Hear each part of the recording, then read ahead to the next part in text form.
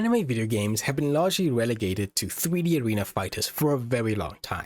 But in recent years, there's been a slight shift to add more meat to the bones to those fighters. Dragon Ball Z Kakarot, for example, creating RPG elements and telling the story of the manga in probably the most faithful recreation, even more faithful than the anime, and to experience the story in a completely new way in the video game format. And today we're looking at one such game. Sandland was created by Akira Toriyama after he finished up Dragon Ball, and it had a very short run. There wasn't really much known about this title until it eventually got a movie and an animated series. Today, the video game puts both of those issues together. It takes the manga and the elements of the anime and puts it into one big RPG title called Sandland. But I'm not here to tell you if the game is good or bad. I'm here to ask, is the game worth your time? To find out, you gotta watch the video. If you want to see more videos like this, please comment down below, give the video a like, and subscribe to the channel. Let's get into the game. Foul fiend! Unless you want your friends to lose their heads, get on your knees and grovel before me! Preparing to fire main cannon! Powering up! Fire!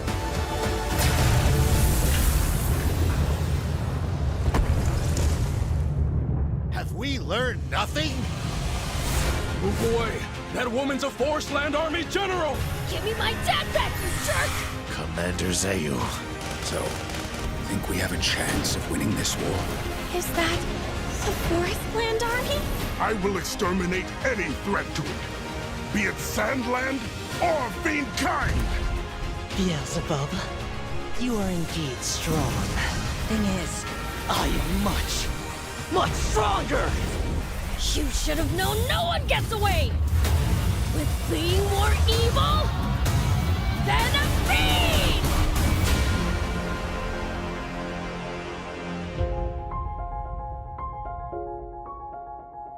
So let's get into the story. Now, the story of Sandland takes place in a land that's been ravaged by ecological disaster and war, and has left it a barren wasteland with water becoming a sacred source and the ultimate currency.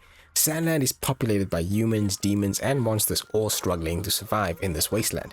Our plot follows Beelzebub, a fiend prince, a vicious demon who steals water from the army and gives it back to the demon village.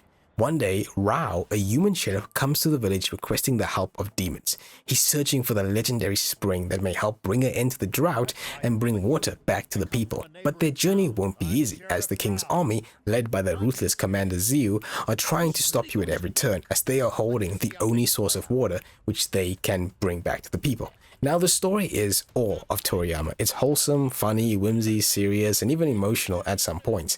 It's a really well done story here, with strong characters, strong motivations, all centered around this environmentalist storytelling, corruption, and greed. You know, it's really, really well done here. I really like a lot of the story, and also just the randomness and the weirdness that Toriyama has when he writes these stories. It's definitely here. Now, he wrote Sandland after he finished Dragon Ball, and you can clearly see the inspirations from some of the character designs and even some of the motivations the character goes into. Sandland itself is this very much this character of this desert and this wasteland and all the people around it. And I kind of just like everything about it. You have Beelzebub, who is this vicious fiend demon.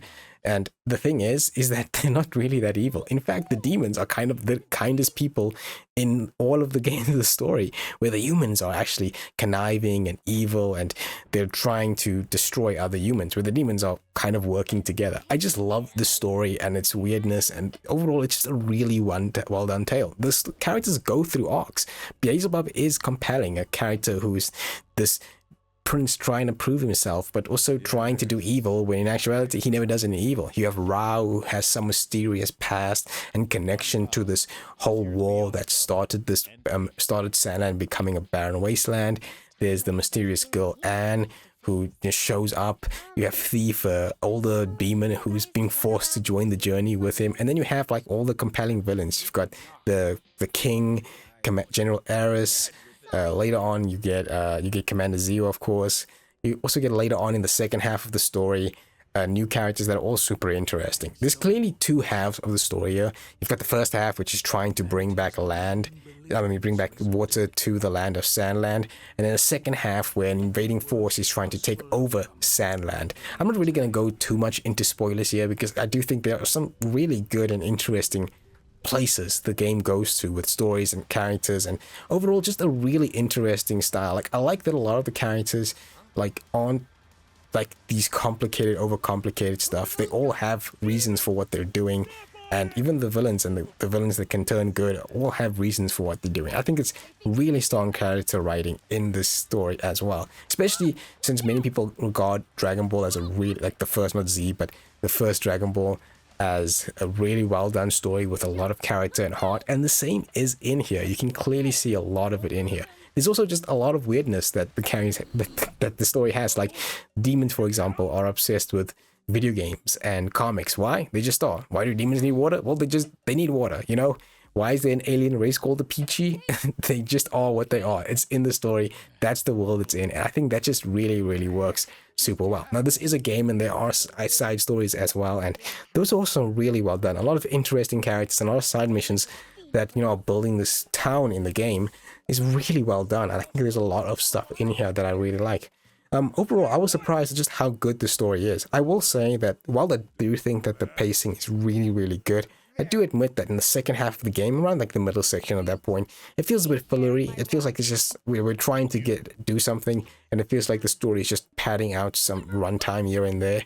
This was originally a manga. It was a manga that Toriyama wrote, just a one-off manga. And then a movie came out for it, and then they did a series for it where Toriyama wrote an entire new story from it.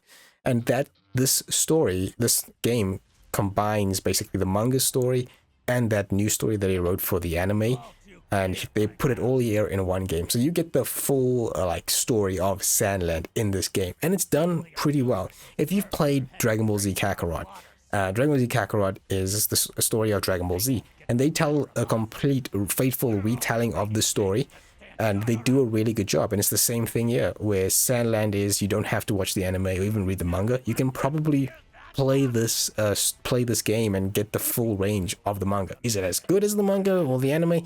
I couldn't really tell you. I never read up on anything. I wanted to go in blind and play this, and I was genuinely surprised at some of those the story elements in here and just how good some of it is. I really did enjoy a lot of it here. It's a really good, well done tale, really fun, and just overall a very strong ending with some really memorable characters. Is it gonna blow your mind? No, it's a pretty simple story. I mean, lots of Toriyama stories are very simple, and here you can see it's pretty simple. This is also the last thing he worked on when it comes to just before his death, like original new stuff, because he wrote this secondary story for the anime, and then he died just before the anime came out.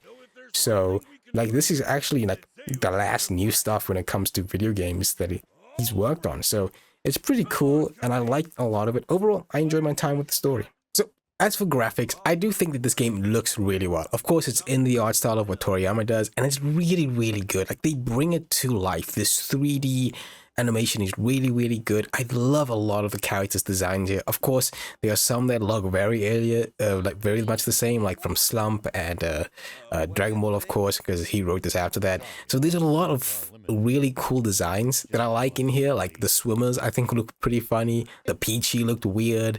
The buildings themselves, you know, it's very much in his art style. And if you love his art style, it's amazing to see it brought to life here. I thought there wouldn't be so much expressions on the characters, but they do a really good job with the characters' expressions. I love the look of Sandland. Even though it's a barren wasteland, it looks really good. The creature designs look really, really well. The vehicles, oh, they also look really, really good. There's a lot here that I super love when it comes to graphics-wise. It's fantastic. I think there's a lot here that really works, and things that just make it so much fun to look at. And overall, really good on the graphics. On the audio side, I'm a bit mixed on it. I do like the dub in this game. I played it in English. I didn't play it in Japanese. I don't know if you can even play it in Japanese. I gotta check that again. I'm not sure. But I played it in English, and they do a fine job. But I do think that there are some moments where the game just fails to really capture a lot of emotion. You know, there's a lot of emotion that some scenes play out where I'm like, oh, that would be really good, but like, they never really bring out that emotion, which I kind of feel is sometimes it just feels like most of the lines in the game, they're just kind of just reading it off and they don't really have a lot of emotion. But I do think that a lot of the times the voice acting is really good. It's just sometimes it just feels like it doesn't work. And as for music, I think that's a letdown in this game. Seriously, there's really not any music I can say that is super memorable. There wasn't like a track where I'm like, oh my god, this is Sandland. I can remember it from this one track, and there's nothing there.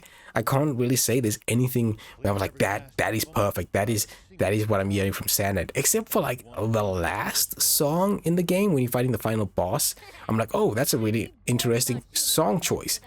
And I don't know what it is, but I also couldn't hear a lot of it. It's very soft. This game, like, audio is very, very soft when it comes to music. So I can't even say that there was a lot of memorable tracks because of it. And I messed around with the audio settings a lot in this game because sometimes I was like, I can't hear any music at all. And then I was like, oh, now I can hear music. And then I was like, oh no, now I can't hear any music. It was really weird when it came to that. There wasn't really any bugs or glitches. I would say that in the beginning of the game, I played this on PS5, there was a little bit of a frame drop whenever I would like shoot with the tank. There was like frame drops here and there, but that went away as I played on and never really experienced that again, except for like the first like 3 hours of the game. There was like once in a while a frame drop here and there, but overall this. So graphics wise, the game looks great. It's awesome. Audio wise, mixed bag for me. I'm not really sure how I feel about it. I know that I do like the dub and I do think that they do a good job, but sometimes it just feels like they're phoning it in and it didn't feel like it hit the emotional highs that you can get in some voice acting, you know. And then the music is just totally forgettable for me. I can't remember a single track from the game except like the last track at the end of the game. Overall, yeah, that's what I feel about it. This is great! Oh. Those holes. That's not good. Huh? Step on it.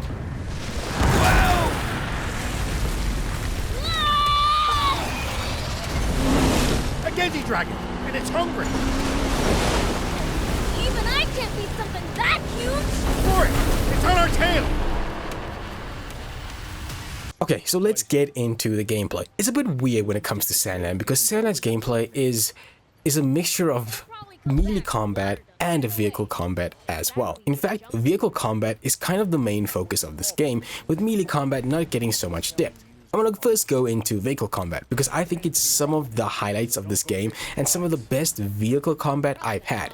Early on in the game, you get access to a tank, which is basically going to be used as your mode of transportation to explore Sandland, but also as a way to fight other enemies. And there's a lot of stuff going into here. When you have to make your vehicle, of course, you have your primary weapon, which will be your cannon, a secondary weapon, which will be your machine gun, and then you have a whole other parts as well to make your tank function. What's great here is that it's kind of like build your own vehicle, build your own tank, basically. What do you want to add to it to make it maybe go more in line of speed? Do you want it to go more line of defense? Do you want high power or high accuracy? Do you want your cannon to do really crazy stuff? It's really, really fun and in-depth. You can also add mods to your vehicles as well, which will give them more debuffs like quicker reloads or maybe having the ability to go faster with acceleration. You will then have the ultimate mod, which is basically this mod that can add an entirely new weapon to your vehicle. For example, your tank can have entire missiles being shot from it, or a laser, or even get shot, even like plant itself into the ground and make your cannon act like a freaking machine gun. It's really, really well done. The vehicles in this game is fantastic, starting off with your tank, but then you also get a wide variety. You get a jump bot, which allows you to jump into higher areas and high up into the different areas. You get a car, which allows you to traverse the area much faster. You then get a bike, which goes even faster, a hovercraft, and even a freaking battle bot. All of these vehicles play very well, are very smooth and very fun to play. Every vehicle has literally a primary weapon and a secondary weapon, so you can always fight. Vehicles are like the thing you're going to use in this game. You're going to fight other people with vehicles. You're going to try to outmaneuver them, use your nitrous to get in front of them. You're going to see which vehicle fits the purpose for what. For example, your tank is very good on taking on other tanks, but maybe you want some movability with it. So if your tank isn't good at that, you're going to use your jump bot, which can now move much faster than your tank, but also allows you to do other cool stuff and have different weapons. Parts are the most important thing. You're going to be switching and swapping out parts, making new parts, trying to figure out what goes with what, and basically make a build your own vehicle, your own tank. I love this game when it comes to its vehicles. One of the things I super love is just how the game approaches not only just vehicle combat, but using it as transportation, because you will hardly ever leave your vehicle. You will kind of always stay in it. You know how other games you have to get out and, open up a chest, then come back into your car. Doesn't really happen here. You can stay in your car, open up any vehicle. You can go into caves and use that. You can go into ruins and use your vehicles to basically go from one place to another. The game even evolves further on as you get more different types of vehicles. From your bike, you can get a hover bike. From your jumper, you can get the hopper, which is a much smaller version. It's really fun, and the amount of customization. Not only can you customize the colors and add decals to the vehicles, but also the customization on what exactly you can make and how you can build your vehicles is really fun. And because it's not this realistic, trying to be realistic game, there's no focus on fuel or energy. All you really need to focus on is your nitrous sometimes, and then of course your weapons that you have. All of this is really fun. If the vehicle does get damaged, you can add yourself with any potions or healing kits that you can find, and it becomes a whole subsection of you trying to figure out. I mean, even switching between vehicles is really fast and fun. For example, you can go into your tank, which is made mostly for combat, then switch immediately into your bike to go back into traversing the world very quickly. Then you run into a freaking cliff area that you want to use your jump pod on, you'll switch to your jump pod without ever leaving the vehicle. I love it. It's so good. It's really well done.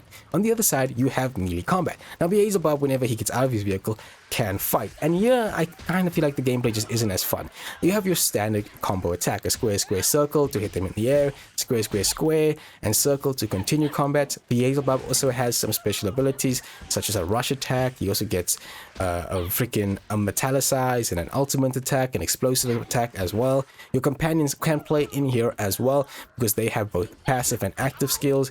For example, the active skill Rao can summon a tank to help you in battle, and it can be both for the vehicle and for Beelzebub as well, and different strengths here all around.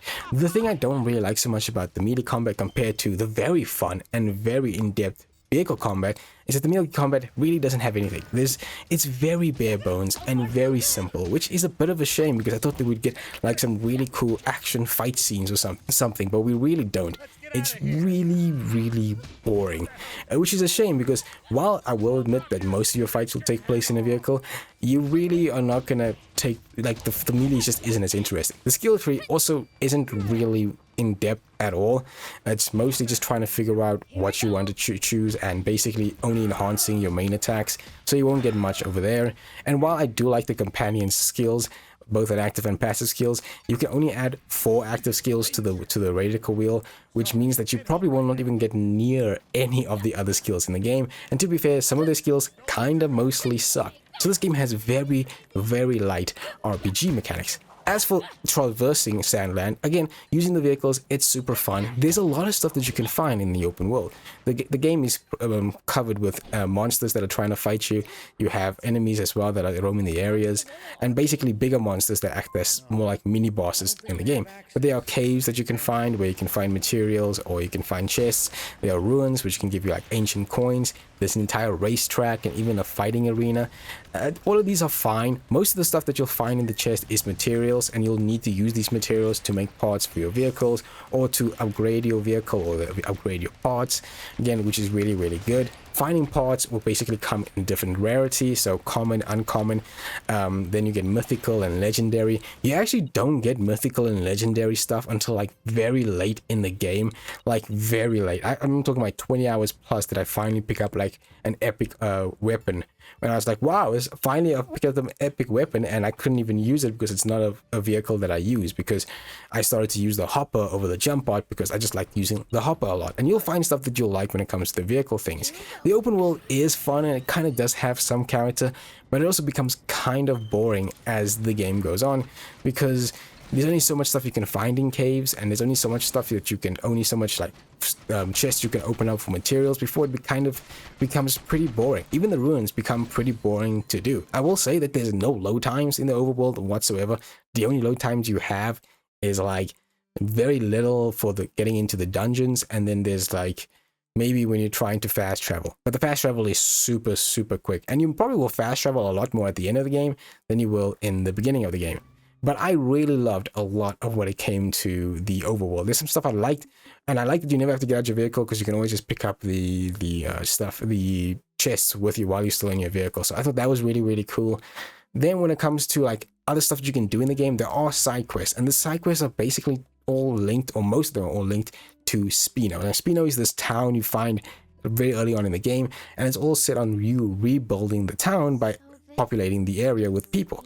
Now, the side quests are basically there so that you can unlock stuff in Spino. For example, you start off with a garage that has just stuff for you to repair your tank, or make new parts for your tank, or make new vehicles. But as you continue doing side quests, helping these people out, you'll add a bunch of stores: a general store, a parts store, a furniture store, because you can get a room in the game, which really doesn't do much. You can just customize a room, it's not really much to do there. But eventually a decal store, so you can customize your vehicles with different colors and paints and decals. Then you can get a chip store, so you can add chips to your vehicles. So doing the side quest actually does lead to Spino being built and actually evolve over time. But the thing is, you're not kind of locked into doing any of this stuff. You don't have to do any of it. You can just battle right through to the story and completely forget Spino, and you will still be able to do everything in this game. Like, the game never stops you from just playing the story, and I think I really like that as well. The game, as you level up as well, the world levels up as also. So I really like that, because it feels like whenever you go to a different area, all the enemies are on your same level. So if I'm level 15, everyone in the world will be level 15 as well, which always means it's really great, and you don't have to run through areas being in areas where like you're level 15 and one guy is like level 3. You know, I also really like that. Again, there's small stuff in this game that I really like, but then it kind of gets let down by a lot of the combat. Like I let down by a lot of the melee combat, that it just isn't as interesting. But there are other stuff that I think really lets this game down. One, this game is way too easy. I had barely any trouble with this game whatsoever, which I play like the game on normal at first, and then after like 3 hours I switched it to hard, because it was just way too easy to play. And even then, hard wasn't that difficult. I probably died like 3 times or 4 times in this game, but the first time just being in this very terrible boss fight with the bike, it was really hard to control in this area, and it kind of sucked because you can't switch out materials or parts while you're in combat. You can only do it before combat. So yeah, I kind of got annoyed by that. Some areas do repeat, like you go back to certain dungeons multiple times in the game. Around the end section of the game, the second half of the game, it kind of feels a bit fillery here and there, which I didn't really like as much. The overworld does get a bit boring as you continue exploring and finding more stuff. Like you find the radio towers to clear the fog of war, and then you kind of, once you find an area, you can just fast travel to it, and you'll mostly fast travel because again, there's not a lot of stuff to collect. You can only really collect materials and parts, nothing else to really collect at all to really make it fun or interesting to go out and actually explore. So it kind of becomes a bit of a bore at the end. Another thing I think that could turn people off is just that the characters never shut up in this game at all. Like, they never ever shut up. Like, when you know how in some games, whenever you're traversing an area or just going through a long distance, characters will have conversations, so it can kind of break up the boringness because like there's no radio or something. In this game, the same thing happens, but the characters never shut up. These same conversations will play over and over and over again, that you'll probably hear them go and speak about the same thing for like 100 times plus. Seriously, I can't tell you how annoyed I got by this thing that happens in the game. I don't know if you can switch it off. I looked everywhere and I could not switch it off. I can't tell you how many times I heard, oh, we could use a jump bot to get to this higher area, after I've had the jump bot for like 5 hours. It was so annoying. It really made me want to play the game on mute. I wouldn't be surprised if many people just dropped the game because the characters just wouldn't stop talking. It got really bad to the point where I was just like, even when I heard a new conversation, I was like, I don't care anymore. I do not care. Just shut up. Even in story missions, I'd be like, just keep quiet. I'm so tired of you really talking about this thing. The game is, so that is a bad idea for me. So the game is around, I would say 40, my playthrough was 40 hours long, 40 plus hours, but I did spend a lot of time with Spino doing all the side quests, trying to finish up in Spino and doing everything there, while also exploring the area. But you could probably knock out the story, and I mean, if you're just focusing on the story, like 20 hours, probably 25 hours plus, if you really just want to focus on the story. But when it comes to actually like doing all the side stuff, there are things to do, but I just don't really find them interesting. It really feels like this is baby's first RPG, where the vehicle combat is some of the best in the game, but the melee combat is just kind of very boring. The level tree is very simple. The game is way too easy, and there's just, the overworld isn't as fun to explore. Those are just a couple of things that was holding this game down for me being like, this is some of the best gameplay or RPGs I've had. So your mileage will vary on this game. I do think there is good parts in it, But then I also think it's let down by just some of the very boring stuff that happens in here that makes the game kind of a chore to play. Overall, that's my thoughts on it.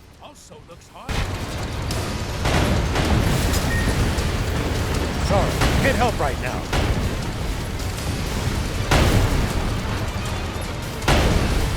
Prepare the main battery! Fire!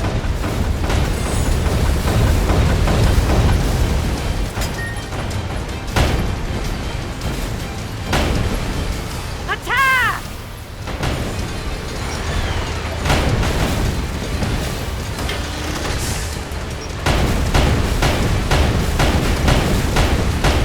Pretty, will you be okay? Of course I will. For what? Saying you doubt the power of the fiend? Stop it. All right then, give it everything you've got. Go for it, Vince! Fight, fight, fight!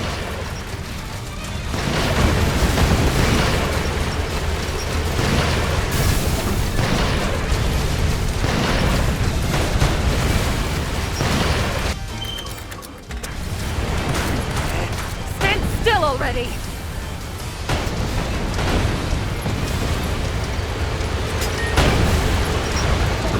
So, would I recommend Sandland worth your time? For me, it's a mixed bag. If you love Toriyama's style and his storytelling and you want to see this game and actually see the story in a game format, because they do change things around from the anime to the game, from what I've been told, then this is up your alley, especially if you want to experience an RPG that's just not as overcomplicated as a lot of the other RPGs are today, and pretty simple and very told. You can knock out the story in 20 to probably 25 hours if you just play it straight. You don't really need any of that side content, and you'll still have a great time. But if you're looking for a deeper RPG or just something that's going to really test you, I can't recommend this. The game, first of all, is way too easy. It's so easy that I died like 4 times. It really isn't that complicated with any of the systems. The skill tree is barely any fun. The melee combat is pretty substandard, but there is good here. The story is well done. The graphics is good. The voice acting is sometimes good. The music is pretty boring, but the vehicle combat, oh my god, the vehicle combat is really good. This is not a bad game. It's not terrible. It is a fun time, but you got to know what you're getting into. So, would I recommend it? I would say it's a good time to play if you really have nothing else to play and want to just play a nice RPG which you can sink some many hours into, have some fun with some of the vehicle combat, and actually get a good story out of it. So that's kind of what I would do. Now, would I say if you need to spend hours and hours and do everything in this game? Probably not, because the characters never shut up. Overall, that is my thoughts. Comment down below. Tell me, do you think Sandland is worth your time? What did you like about it? What did you hate about it? And please give a like to the channel and subscribe. She says she gets just what she needs. Yeah, it's my way. Yeah, oh, nothing, no, nothing. なあ、ちょっと運転させてくれよ。おやめなさい王子、こんな人間の機械。いいぞ、やってみるか。